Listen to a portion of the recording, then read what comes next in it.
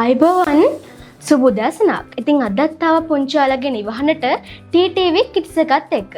ඉතින් මම ඔයගොල්ලන්ට කලින් කිව්වා වගේ පොළොන්නරු ඓතිහාසික පින්බිමක් වන සෝමාවතිය ගැන තමයි පුංචි ඔයාලත් එක්ක විස්තර බෙදා හදාගන්නේ. ඉතින් මම අද සූදානම් වෙලා ඉන්නවා සෝමාවතිය ගැන පුංචි ඔයාලට විස්තර ටිකක් ගෙනෙන්න. පුංචි යාළුවන් අහලා ඇති සෝමාවතිය ගැන. සෝමාවතිය තියෙන්නේ පොළොන්නරු දිස්ත්‍රික්කයේ.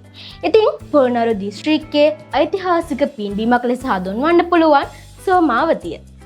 සෝමාවතිය උසින් රියන් 100ක් වෙනවා. සෝමාවතිය වට ප්‍රමාණය 150ක් වෙනවා රියන්. ඉතින් මේ සෝමාවතිය හරි ලස්සන පින්බිමක්. සෝමාවතිය දකින්න කලින් අපිට පේන්නේ අලි. ඉතින් මේ සෝමාවතිය වටේට ඉන්න ගොඩක් අලි.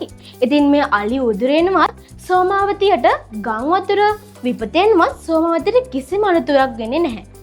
සෝමාවතිය බාර වෙන භික්ෂුන් වහන්සේලටවත් කිසිම අනතුරක් වෙන්නේ නැහැ.